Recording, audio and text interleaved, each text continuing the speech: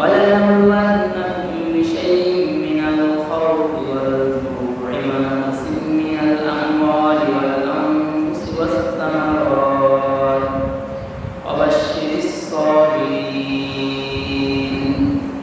وقال رسول الله صلى الله عليه وسلم: الدنيا سجن المؤمن وجنة الكافر، أو كما قال عليه الصلاة والسلام: إن الله ملائكته يصلون على النبي يا أيها الذين آمنوا صلوا عليه وسلموا تسليما.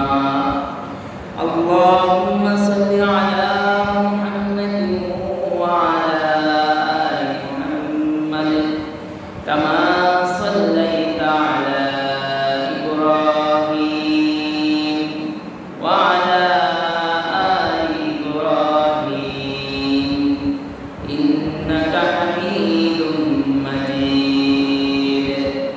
اللهم بارك على محمد وعلى آل محمد كما باركت على إبراهيم وعلى آل إبراهيم إنك حميد مجيد. الحمد لله। মহান আল্লাহ পাক রব্বুল আলামিনের দরবারে লাখ কোটি শুকরিয়া যে আল্লাহ পাক রব্বুল আলামিন আপনাকে আমাকে আল্লাহর মসজিদে জুমার নামাজের উদ্দেশ্যে আসার এবং বসার তৌফিক দান করেছে। সেই বিশ্বমানিক বিশ্বপ্রতিপালকের দরবারে শুকরিয়া আদায় করি, বলে আলহামদুলিল্লাহ। আলহামদুলিল্লাহ। সম্মানিত হাজিরিন, আল্লাহ আমাদেরকে দুনিয়ায় পাঠিয়েছে। তো দুনিয়ার নিয়ম সুখ দুঃখ মানে কষ্ট বিপদ আপদ, আবার কোনো সময় সুখী জীবন যাবে, এটাই দুনিয়ার নিয়ম। আবার জান্নাত তৈরি করেছে, জান্নাতে কষ্ট দুঃখ, কষ্ট বলতে কি জিনিস এটা জান্নাতে এটার কোনো চিহ্নই নেই। আবার জাহান্নাম বানাইছে, জাহান্নামে সুখ কি জিনিস এটার কোনো চিহ্ন নিশানা কিছুই নেই। আর দুনিয়া হলো সুখ দুঃখ দুটোটা মিলিয়েই দুনিয়া। কোনো সময় বিপদও আসবে, আবার কোনো সময় বিপদের পরে বড় ধরনের সুখও আসবে। বলা হয়, আল্লাহ পাক বলেন যে যারা ঈমান আনছে বলবে আর তাদেরকে কি পরীক্ষা করবে না? অর্থাৎ দুনিয়ায় আসতে অবশ্যই বিপদ হবে। যেমন ইব্রাহিম আলাইহিস সালাম আগুনের ভিতর তাকে নিক্ষেপ করা হয়েছিল, এটা তার জন্য একটি বিপদ ছিল। আমরা যদি নিজেদের যখন বিপদ হয় তখন বলি যে বড় ধরনের বিপদ আসছে, নামাজ পড়ি এই করি ওই করি, এর কোনো বিপদ যায় না। কিন্তু নিজে এটা মনে করি না, হয়তো বা আমার গুনাহের কারণেই আমার উপরে বিপদ আসছে। কিন্তু আশপাশে যখন প্রতিবেশীদের উপর বিপদ আসে তখন বলি, ওই দেখছো ওর উপরে বিপদ আসছে, না জানি কি না কোরবানিটা আল্লাহর সাথে করছে, এই জন্যই বিপদ আসছে। কিন্তু নিজের যখন বিপদ গেছে তখন আর কিছু করে না, তখন বলে এত কিছু করি এরপরও বিপদ গেল। অর্থাৎ নামাজ কালাম করলাম, ইবাদত করলাম, বিপদ আসবে না এটা নয়। তাহলে আল্লাহ রাসূলের সারা দুনিয়ায় যত বিপদ আসে, সকল নবীদের উপর যে বিপদ আসে, সকল বিপদ এক পালায় রাখলেও মুহাম্মদ সাল্লাল্লাহু আলাইহি সাল্লামের বিপদগুলো এক পালায় রাখলেও মুহাম্মদ সাল্লাল্লাহু আলাইহি সাল্লামের বিপদগুলো ভারী হবে। তাহলে মুহাম্মদ সাল্লাল্লাহু আলাইহি সাল্লাম কি গুনাহ করছে? না, এটা ছিল আল্লাহর পক্ষ থেকে পরীক্ষা। হ্যাঁ, অনেক সময় আল্লাহর নাফরমানি করলেও আল্লাহ আমাদেরকে বিপদ দিবে, সেটাও দিবে। আবার মুমিন মুত্তাকি যারা, এদেরকেও বিপদ দিবে। কারণ হাদিসে বলা হয়, আদ-দুনিয়া সিজনুল মুমিন ওয়া জান্নাতুল কাফির। দুনিয়া মুমিনদের জন্য হলো কারাগার, জেলখানা, আর কাফেরদের জন্য হলো বেহেশতখানা। অর্থাৎ কাফেররা যেটা মনে চায় সেটাই করতে পারে। মনে চায় জুয়া খেলছে, জুয়া খেলতে পারতেছে। মনে চায় মদ খাইতে পারতেছে। মনে চায় গুনাহ করতে, জিনা করতে পারতেছে। মনে চায় মিথ্যা বলতে পারতেছে। মনে চায় নামাজ পড়বে না, করতে পারতেছে। আর মুমিন মুসলমান সীমাবদ্ধ। মুমিন জানে যে আল্লাহ তাকে একটা সীমার ভিতর রেখে দিয়েছে, আল্লাহ রাসূলের মাধ্যমে কিছু দিক নির্দেশনা দিয়ে দিয়েছে। মুমিনের এটার চলা লাগবে। মুমিনের মন চাইছে মদ খাইতে পারবে না। মুমিনের মন চাইছে মিথ্যা সাক্ষী দিতে পারবে না। মুমিনের মনে চাইছে জেনা করবে, পারবে না। কারণ মুমিন জানে যে আমি আল্লাহ রাসূলের সাথে ওয়াদাবদ্ধ, আমি কোনো গুনাহের কাজে যাব না। অর্থাৎ মুমিন মন চাই জিন্দেগি চলতে পারবে না। মুমিনের যখন মনে চাইবে যেটা, তখন সেটা করতে পারবে না। অর্থাৎ মুমিন এটাকে জেলখানার মতো এই জন্য বলা হয়েছে, কারণ সে তার মন মতো চলতে পারতেছে না। আবার যখন দুনিয়ার জীবন, এই দুনিয়া থেকে বিদায় নেবে, যখন কবরে যাবে, আল্লাহ চাইলে যখন তাকে জান্নাত দেওয়া হবে, তখন সে তার মন মতো চলবে। মনে চাইবে গরুর গোশত খাইতে পারবে, মনে চাইবে পাখির গোশত খাইতে পারবে। মনে যখন যেটা চাইবে জান্নাতে, তখন সেটাই করতে পারবে, কোনো সমস্যা হবে না। আর কাফেররা যারা এখন দুনিয়ায় বসে মন চাই জিন্দেগি চলতেছে, মনে যেটা চাইতেছে করতেছে, এরা জাহান্নামে গিয়ে আর মন মতো চলতে পারবে না। তখন মন চাইবে খুব সুস্বাদু পানি খাইতে, সেটাও পারবে না, কারণ সে এখন আযাবে গ্রেফতার হয়ে আছে। এজন্য দুনিয়া মুমিনদের জন্য জেলখানা, আর কাফেরদের জন্য হলো বেহেশতখানা। এরা এই জন্যই তো বলে যে দুনিয়া মস্ত করো, খাওয়া ভর্তি করো, এটা হলো তাদের স্লোগান। এই জন্য তারা এভাবে দুনিয়া পার করে চলে যাইতেছে, কিন্তু আসল জিন্দেগি ওটা নয়। এজন্য বিপদ মুমিনের উপরেও আসবে, আবার কাফেরদের উপরেও আসবে। মুমিন যে নামাজ পড়ে, এর উপরেও বিপদ আপদ আসবে, আবার যে নামাজ পড়ে না, এর উপরেও বিপদ আপদ আসবে। যে দান চিন্তা করে, এর উপরেও বিপদ আপদ আসবে। যে দান চিন্তা করে না, এর উপরেও বিপদ আপদ আসবে। কিন্তু নিজের বিপদ আসলে তখন নিজের বড় মুমিন মুত্তাকি ভাববেন, নিজের উপর বিপদ আসলে তখন নিজেকে বড় ইমানদার ভাববেন, এটা বলে নাই। কারণ তখন নিজেকে গুনাহগার ভাবতে হবে এবং বেশি বেশি তওবা করতে হবে। আর যখন অন্য কারোর উপর বিপদ আসবে, তখন ভাবতে হবে হয়তো বা আল্লাহ তাকে পরীক্ষা করতেছে। আগেরকার মুমিন যারা ছিল, তারা এটা ভাবতো যে অন্য কাউকে দেখছে বিপদে লিপ্ত হয়েছে, তখন বলতো ওই মনে হয় তার উপর বিপদ আসছে, আল্লাহ মনে হয় তাকে পরীক্ষা করতেছে, তিনি বড় ইমানদার হয়ে গেছে। কিন্তু আমাদের উপর বিপদ আসলে আমরা রাগ হই, আর অন্যের উপর বিপদ আসলে আমরা খুশি হই। অথচ নিজেদের বিপদ এলেও নিজেদের খুশি হওয়া উচিত। কারণ আল্লাহ যার মঙ্গল চান তাকে কিছু কষ্ট দেয়, আল্লাহ যার দাম বাড়াতে চায় তাকে কিছু কষ্ট দেয়। বলা হয় জানেন কি কয়, সামান্য পরিমাণ কাটার সাথে জুতা খাইছে, এই যে সামান্য পরিমাণ ব্যথা পেয়েছে, এই কারণেও সগীরা গুনাহ মাফ করে দেওয়া হয়। সুবহানাল্লাহ। অর্থাৎ ছোট একটা বিপদ দিয়েও আল্লাহ আমাদের সগীরা গুনাহ মাফ করে দেয়। অর্থাৎ নিজের উপর বিপদ আসলে না শুকরি করি, নিজের উপর বিপদ আসলে আল্লাহকে গালি দেই না। আল্লাহ যার মঙ্গল চায় তাকে কিছু সময় কষ্ট দেয়। আবার আল্লাহ যত প্যারা হয়, আল্লাহ যদি কাছাকাছি হয়, আল্লাহ তাকেও বিপদ দেয়। পীর সাহেবেরও বিপদ আছে, বড় বড় পীর সাহেবেরও বিপদ আছে, বড় বড় খতিব সাহেবেরও বিপদ আছে। আবার এলাকার সবচেয়ে অতদরিদ্র গরিব, এরও বিপদ আছে। আবার সবচেয়ে ধনী ব্যক্তি 30 তলা 20 তলা বিল্ডিং যার আছে, এরও বিপদ আছে। প্রধানমন্ত্রীরও বিপদ আছে, প্রধানমন্ত্রীর দেশের সবচেয়ে গরিব যে মানুষ, এরও বিপদ হতে পারে। অর্থাৎ বিপদ যে কোনো ব্যক্তিরই হতে পারে, সবচেয়ে মুত্তাকি পরহেজগার ব্যক্তিরও হতে পারে, আবার সবচেয়ে নাফরমান যে ব্যক্তি, এরও বিপদ হতে পারে। যে কারোই বিপদ হতে পারে, কিন্তু বিপদ আসলে, নিজের বিপদ আসলে নিজেকে মনে করতে হবে আমি মনে হয় আল্লাহর উপর নাফরমানি করে ফেলেছি, আল্লাহ আমাকে মাফ করেন, আল্লাহ আমি যে ভুল করেছি, যে ভুলের কারণে আমাকে বিপদ দিয়েছেন, আপনি আমার এই ভুল দূর করে দেন, আপনি আমার এই গুনাহ মাফ করে দেন। আর অন্য কারো বিপদ দেখলে মনে করতে হবে আল্লাহর প্যারা হয়ে যাইতেছে, আল্লাহ তাকে বিপদ দিয়েছে, মনে হয় আল্লাহ তার কল্যাণ চাইতেছে, এটা মনে করতে হবে। কিন্তু অন্যের বিপদ দেখে তাকে নাফরমান করে গালি দেওয়া যাবে না, আর নিজের বিপদ আসলে নিজের কোনো ইমানদার ভাবা যাবে না। আর আল্লাহ যার কল্যাণ চান তাকে, মানে আল্লাহ বান্দা যেটা ভালো মনে করেন বান্দার জন্য সেটাই দেয়। যেমন এক বাদশাহ বের হয়েছে উজিরকে নিয়ে যে শিকার করবে। এখন উজির ছিল মুসলমান আর বাদশাহ ছিল ইহুদি।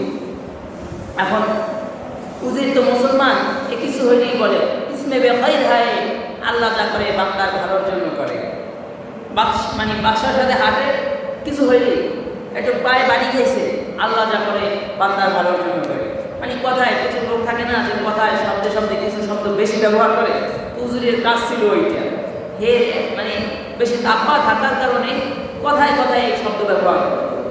তো বাদশার সাথে বের হয়ে গেছে, সফরে বের হয়েছে, হাঁটতেছে, শিকার করতে যাইবে, কিছু হয় বলে আল্লাহ যা করে বান্দার ভালোর জন্য করে। বাদশা তো ইহুদি, উজির মুসলমান উজির বারবার একই কথা বলে। শেষ পর্যন্ত বাদশাহ স্বীকার করতে গিয়া বাদশার হাতের আঙ্গুল কেটে গেছে। আর উজির সেবা যত্ন না করিয়া বলতেছে আল্লাহ যা করে বান্দার ভালোর জন্য করে। এখন তো বাদশার মাথা গরম হয়ে গেছে, আরে বেটা আমার হাত কাটছে, তুই আমার সেবা যত্ন না করে বলস আল্লাহ যা করে বান্দার ভালোর জন্য করে। এমন রাগ উঠছে, উজিরে ধৈর্য নিয়ে একটা কুয়ার মধ্যে ফেলাই দিয়েছে। এই বেটারে কুয়ার মধ্যে ফেলানোর পরেও এই বেচারা বলতেছে আল্লাহ যা করে বান্দার ভালোর জন্য করে। বাদশার হাত কাছে মাথা গরম, বলতেছে কুয়ার মধ্যে ফেলাইছে, দেখি তোর আল্লাহ কি ভালোর জন্য করে ওখানে ফেলাইছে, দেখি কি হয়। ঘটনাক্রমে বাদশাহ স্বীকার করতে করতে নিজের রাষ্ট্র থেকে বর্ডার ক্রস করে অন্য রাষ্ট্রে চলে গেছে। অন্য রাষ্ট্রে চলে যাওয়ার পরে ধরা খাইছে। ধরা খাওয়ার পরে ওই দেশের আইন ছিল যদি কোনো রাষ্ট্র থেকে অন্য অবৈধভাবে এই রাষ্ট্রে আসে তাহলে তাদেরকে বলি দেওয়া হবে। এখন বাদশাহ চিন্তায় পড়ে গেছে আমাকে বলি দেওয়া হবে।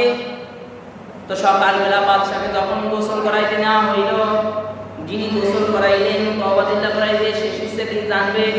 গোসল করানোর সময় দেখতেছে বাদশার একটি আঙ্গুল কাটা। আর তাদের বলি দেওয়ার নিয়ম হলো কোনো অঙ্গ প্রত্যঙ্গে যদি কাটা দাগ থাকে বা কাটা থাকে তাদেরকে বলি দেওয়া হয় না। এখন যিনি গোসল করাইনি বলে এ বাদশাহ কাকে নিয়ে আসেন, দেখেন না আঙ্গুল কাটা, এটাকে বলি দেওয়া যাবে না। তখন ওই দেশের বাদশাহ বলে ঠিক আছে ছেড়ে দাও। বাদশাহ যখন উজির যে স্লোগান দিয়েছিল আল্লাহ যা করে বান্দার ভালোর জন্য করে, এবার ইহুদি বাদশাহ নিজে যখন ছাড়া পাইল দৌড়ায় বলতেছে আল্লাহ যা করে বান্দার ভালোর জন্য করে। এই স্লোগান দিতে দিতে দৌড়ে গিয়ে যে কুয়ায় উজিরকে ফেলাইছে কুয়ার কাছে গিয়া দড়ি দিয়া উজিরকে উঠায়া বলে আল্লাহ যা করে বান্দার ভালোর জন্য করে। উজির বলে কি হইল? একই কথা বলার কারণে আমায় কুয়ার ভিতর ফেলাইয়া চলে গেলেন, আর এখন দড়ি দিয়া উঠাইলেন আর বলেন আল্লাহ যা করে ভালোর জন্য করে। বলে কথা শোনার আগে আমাকে কালেমা পড়াও, আমাকে মুসলমান বানায় দাও। তো উজির তাকে মুসলমান বানাইল, কালেমা পড়াইল লা ইলাহা ইল্লাল্লাহ মুহাম্মাদুর রাসূলুল্লাহ। এবার বাদশা মুসলমান হয়ে বলতেছে ভাই জানো তুমি যে বলতা আল্লাহ যা করে বান্দার ভালোর জন্য করে, এই যে দেখো না আমার আঙ্গুল কাটছে, আমার আঙ্গুলের মাথা কেটে তোমার মাওলা আমাকে বলি দেওয়া থেকে বাঁচাইয়া দিছে। আর যদি আমার আঙ্গুল না কাটতো ওই দেশের আইন অনুযায়ী আমাকে বলি দেওয়া হয়ে যেত। আর আমার তো আঙ্গুল কাটছে এই জন্য আমাকে বলি দেয় নাই, কিন্তু তোমার আঙ্গুল কাটা নাই, তুমি যদি আমার সাথে যাইতা তাহলে অবশ্যই আমার জায়গায় তোমাকে বলি দিত। এজন্য তোমার মাওলা তোমাকে কুয়ার মধ্যে ফেলায়া ভালো করছে। অর্থাৎ বিপদ বড় আসতে পারে ছোটও আসতে পারে, যেই বিপদে আসুক ওখানে মনে করতে হবে যে আল্লাহ এর থেকে বড় বিপদ আমাকে দিতে পারত, অর্থাৎ এই বিপদ দিয়া অমুক বড় বিপদ থেকে আল্লাহ আমাকে বাঁচাইছে। এটা সব সময় মুমিনের ইয়াকিন থাকতে হবে। কিন্তু বিপদ আসলেই আল্লাহকে গালি দেয়, আর সুখে পড়লে এমনি আল্লাহর নাম ভুলে যায়। আর যখন বিপদে পড়ে একদিন দুই দিন এক বেলা দুই বেলা ডাকে কাজ হয় না, বলে আর আল্লাহর দ্বারা চাইয়ে লাভ নাই। এই হলো আমাদের অবস্থা। কিন্তু আল্লাহ বান্দার কল্যাণের জন্যই বান্দাকে বিপদ দান করে। কিন্তু বিপদ দূর হয়, নামাজ পড়লেও বিপদ দূর হয়, নামাজের খবর নাই। যখন বিপদে পড়ে তখন দুই ওয়াক্ত আয় নামাজে, যখন ভূমিকম্প হয় তখন মসজিদে দৌড়ে আসে, যখন কোনো মুসিবত দেখা দেয় দেশে তখন মসজিদে আসে। কিন্তু এই জন্য করোনার সময় মসজিদে আল্লাহ তাআলা লাগাই দিয়েছে, তখন মসজিদেও ঢুকতে দিন না। অর্থাৎ সময় থাকতে মসজিদে আসা, সময় থাকতে নামাজে আসা, বিপদে পড়লেই শুধু আসবেন আর যখন সুখে কাটাইতেছেন তখন আল্লাহরে ভুলে যাইবেন, এটা মুমিনের কাজ না। মুমিন সর্ব অবস্থায় সুখে এবং দুঃখে সর্ব অবস্থায় আল্লাহকে স্মরণ করবে, এটা হলো মুমিনের কাজ। মুমিন নিজের বিপদ চেয়ে আনবে, কারণ বিপদ যত আসবে মুমিনের দাম তত বাড়বে। বিপদ যত আসবে, বিপদ যত লেগে থাকবে মুমিনের দাম তত বাড়বে। আমরা মনে করি বিপদ আসলে বুঝি দাম, বিপদ আসলেই শুধু মনে হয় না আমাদের দাম কমে, শুধু বিপদ লেগেই থাকে, মনে হয় যেন অশান্তিতে আছি। আরে ভাই এই দুনিয়ার কিছুই না, এই দুনিয়া তো কিছুই না। এর চেয়ে শান্তি এই যতগুলো বিপদ দেওয়া হবে এর দ্বারা আপনার গুনাহ মাফ পরে আখিরাতে আপনাকে বদলা দেওয়া হবে যে এই বিপদের কারণে তোমাকে এই জান্নাত দেওয়া হয়েছে, যাও চলে যাও। এক সাহাবী ছিল, তো তার বিবি ছিল। সাহাবী রাত্রে ঘুম থেকে উঠে বিবির কাছে বলতেছে, বিবি পানি দেন, আমার খুব পিপাসা পাইছে। তো মহিলা উঠে মস্কের কাছে গিয়ে দেখে পানি নেই। মস্কের কাছে পানি না পেয়ে মহিলা চলে গেছে। স্বামী পানি চাইছে। আগের জামানায় ঘরে ঘরে টিউবওয়েল কল ছিল না, দূর দূর মিষ্টি কুয়া থেকে পানি আনতে হইতো। গভীর রাত্রে স্ত্রী বের হয়ে গেছে স্বামীর পিপাসা নিবারণ করবে পানি আনার জন্য।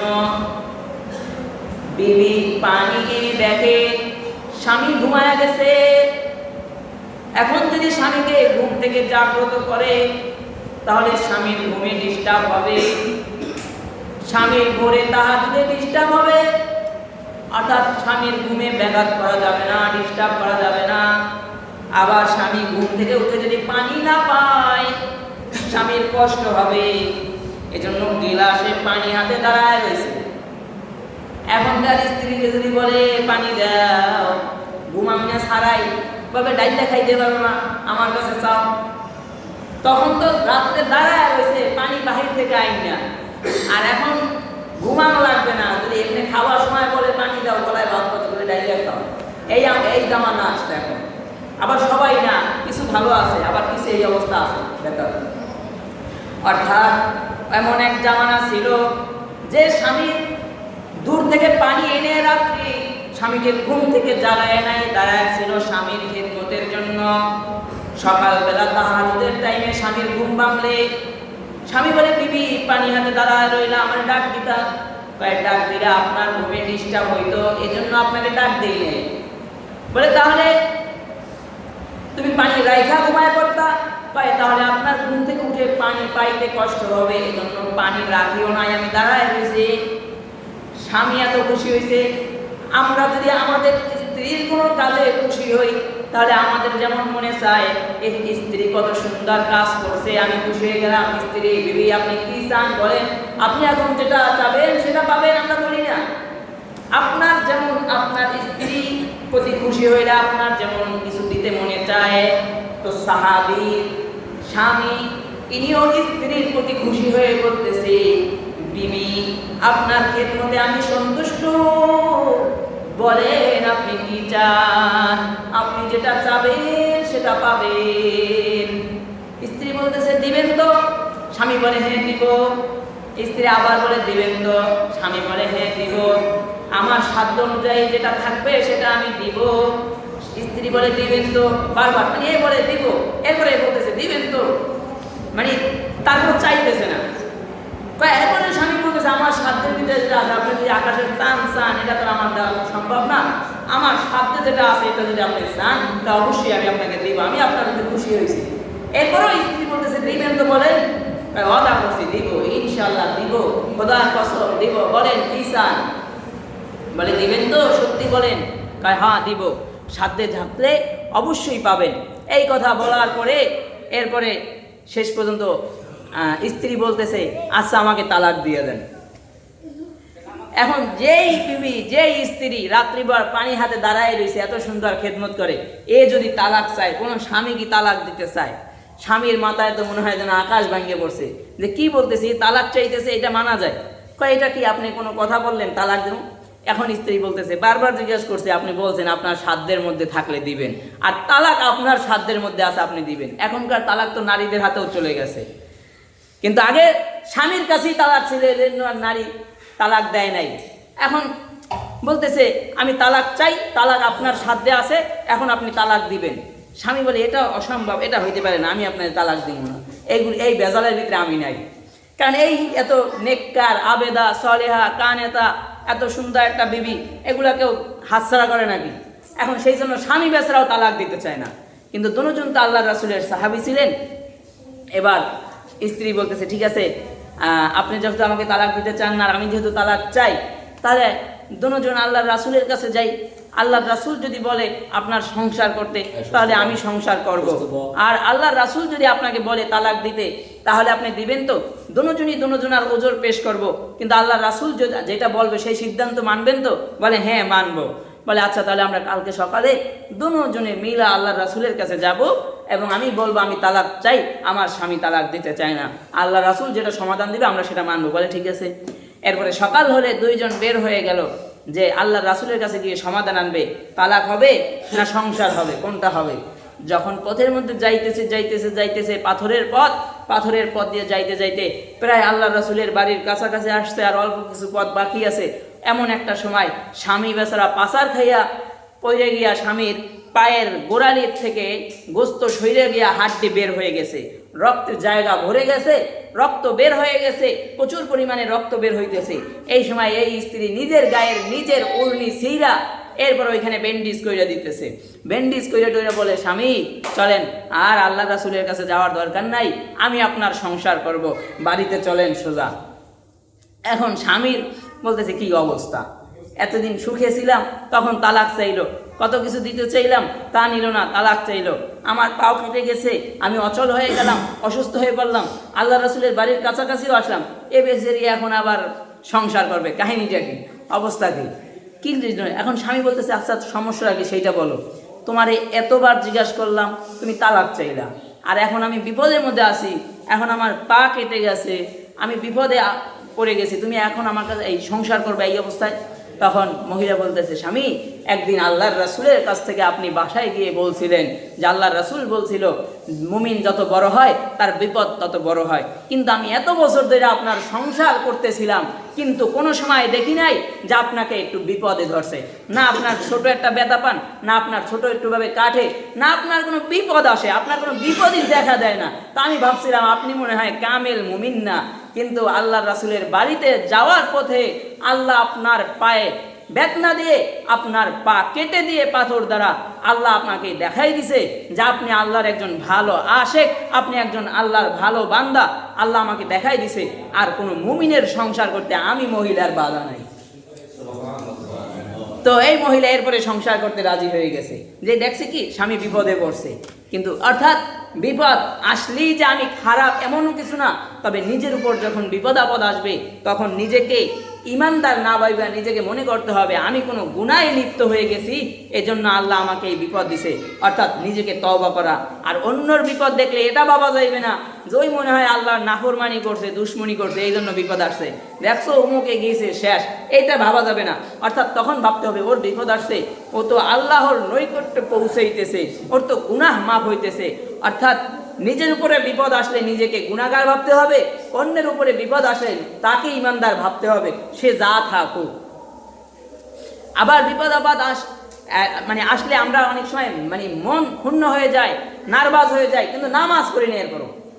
নামাজ পড়ে কি হবে, বিপদ তো রক ছাড়ে না, এই তো এত বিপদ এত পিছ ছাড়ে না, তাই নামাজ পড়ে কি হবে, এই হলো আমাদের অবস্থা, এই হলো আমাদের স্লোগান। অর্থাৎ বিপদ যত বড়, মুমিন যত বড় হবে তার বিপদ তত বড় হতে পারে।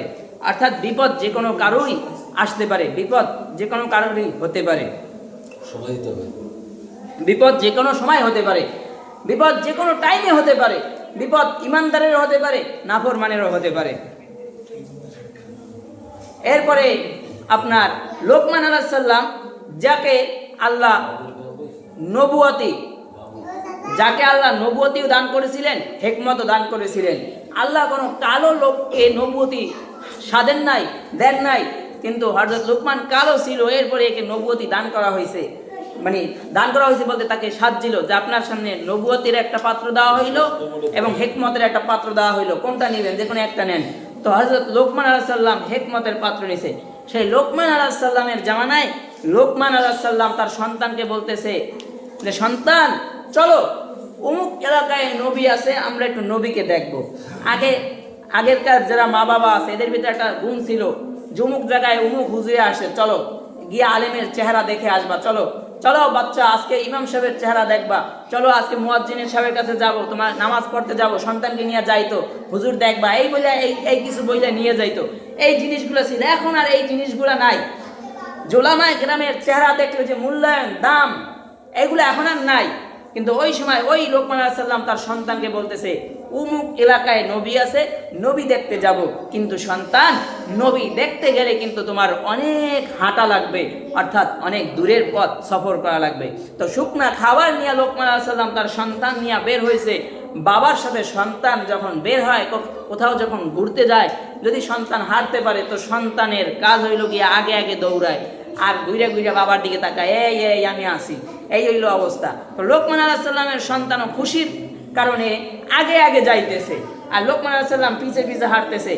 এতটা খুশি যে সে নবী দেখতে যাইবে, এই খুশিতে ছিল।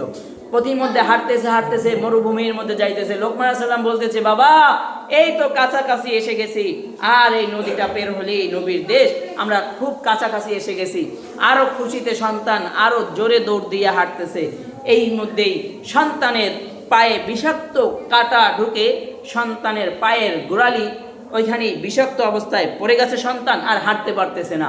এমন সময় লোকমান আলাইহিস সালাম বারবার ট্রিটমেন্ট চিকিৎসা করতেছে, ব্যান্ডেজ করতেছে, কিন্তু আল্লাহর কুদরত, পা সুস্থ হবে তো দূরের কথা, পা আস্তে আস্তে পচন ধরে গেছে।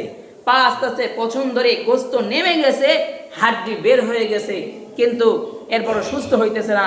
লোকমান আলাইহিস সালাম তাহাজ্জুদে দাঁড়ায়া বলতেছে, আল্লাহ আমার সন্তানটাকে আপনি সুস্থ করে দেন। বাবা হয়ে সন্তানের এই কষ্ট আমি দেখতে পারতেছি না, আমার আর সহ্য হইতেছে না, আমার সন্তানটাকে সুস্থ করে দেন। কারণ কোন বাবাই বা সহ্য করতে পারে? আর যদি বাবার সামনে সন্তানের পায়ের গোস্ত পয়সা পয়সা এরপরে নামতে থাকে, তাহলে কি এটা কোনো বাবা সহ্য করতে পারে? তো রাতের গভীরে তাহাজ্জুদে দোয়া করতেছে, আল্লাহ আমার সন্তানের পায়ের পছনটা ঠিক করে দেন, আমার সন্তানের বেদনার জায়গাটা ঠিক করে দেন। আমি বাবা আর সহ্য করতে পারতেছি না, আমি আর বরদাস্ত করতে পারতেছি না, আমার সন্তানটাকে সুস্থ করে দেন। আল্লাহর কাছে কাঁদতেছে। আর এই দিক দিয়া হযরত লোকমান আলাইহিস সালামের সন্তানের কাছে নুরানি জামা পরা, নুরানি চেহারার একজন লোক এসে বলতেছে, এই বেটা কি খবর? অনেক সুদর্শন একজন লোক আসছে, বলে কি খবর, কি অবস্থা তোমার? বলে এই তো আলহামদুলিল্লাহ, কোনো সমস্যা নাই। পা পয়সা গোস্ত নাইমে যাইতেছে, বিষাক্ত যন্ত্রণা হইতেছে, কিন্তু এরপরও সন্তান জবাব দিতেছে, আলহামদুলিল্লাহ কোনো সমস্যা নাই, আলহামদুলিল্লাহ ভালো আছি। এটাই তো মুমিনের কাজ। তখন এরপরে ওই আগন্তুক ব্যক্তি জিজ্ঞাসা করে, এই বাচ্চা তুমি কি আমাকে চিনো? আমাকে দেখছো কোনো সময়? কয় না, আমি তো আপনাকে দেখি নাই, কিন্তু এই দেখেন না আমার পায়ের অবস্থা, এই ব্যান্ডেজ করা। এরপরে আগন্তুক ব্যক্তি বলতেছে, বেটা আমি ফেরেশতা জিবরাইল, আমি ফেরেশতাদের সর্দার, আমি জিবরাইল। মনে মনে ভাবতে পারেন যে জিবরাইল কি লোকমানের সন্তানের কাছে যায়? যদি জিবরাইল আলাইহিস সালাম মুসা আলাইহিস সালামের মায়ের কাছে যেতে পারে, যদি জিবরাইল আলাইহিস সালাম ঈসা আলাইহিস সালামের মায়ের কাছে যেতে পারে, যদি মহিলাদের কাছে যেতে পারে, তাহলে লোকমান আলাইহিস সালামের সন্তানের কাছেও যেতে পারে, কোনো অসুবিধা নাই। অর্থাৎ লোকমান আলাইহিস সালামের ছেলে ফেরেশতা জিবরাইলকে দেখে আরো জোরে আলহামদুলিল্লাহ বলতেছে, যে ফেরেশতাদের সর্দার দেখে বলছি, নবী দেখতে বের হয়েছিলাম, যে ফেরেশতা নবীদের প্রত্যেকটা নবীদের কাছে ওহী নিয়ে আসছে, আমি এই ফেরেশতাকেই দেখতে পারছি, আলহামদুলিল্লাহ। এরপরে জিবরাইল আলাইহিস সালাম বলে, বেটা তোমার পায়ের ব্যান্ডেজ খুলো। ব্যান্ডেজ খোলার পরে জিবরাইল আলাইহিস সালাম ওই জায়গায় হাত বুলায় দিলে সন্তান সুস্থ হয়ে গেছে। সুবহানাল্লাহ। সুস্থ হয়ে যাওয়ার সাথে সাথে এরপরে লোকমান আলাইহিস সালাম বলে, সন্তান দেখো আল্লাহর নিয়ামত কত বড়, যে তোমাকে আল্লাহ বিপদ দিয়া এরপরে ফেরেশতা জিবরাইল, ফেরেশতাদের সর্দার জিবরাইল আলাইহিস সালামের সাথে সাক্ষাৎ করাইছে। এই কথা বলার সাথে সাথে আবার জিবরাইল আলাইহিস সালাম বলে, এই লোকমান এটা সামান্য নিয়ামত, সেটা ভাববো না। তুমি জানো না, তুমি যে নবীর দেশের উদ্দেশ্যে রওনা দিয়েছিলে, সেই নবীর দেশের নবীর উম্মতরা নবীর নাফরমানি করেছে, নবীকে অস্বীকৃতি জানিয়েছে। এই জন্য ওই দেশে আল্লাহ তাআলা শিলার বৃষ্টি দান করেছে, আযাবের বৃষ্টি দান করেছে, ওই দেশে আযাবের বৃষ্টি হইতেছে। অর্থাৎ তোমার সন্তানের পায়ে যদি পছন্দ না ধরতো, তাহলে তুমি ওই আযাবের ভিতর ঢুকে যেতা, আর তোমার সন্তানকে সামান্য পরিমাণ পায়ে বেদনা পছন্দ দিয়ে চামড়া গোস্ত পচে পচে নামতেছিল, এই সামান্য কষ্ট দিয়া আল্লাহর দেওয়া আযাব থেকে তোমাদেরকে এখানে বসায় রাখছে। সুবহানাল্লাহ। অর্থাৎ বিপদ অনেক বড় বড় মনে হতে পারে, অনেক বড় বিপদ হতে পারে, কিন্তু মুমিনের কাজ, মুমিনের ইয়াকিন থাকবে যে আল্লাহ আমার জন্য কোনো বড় বিপদ থেকে, এই বিপদ দিয়ে আরো বড় বিপদ থেকে বাঁচাইছে।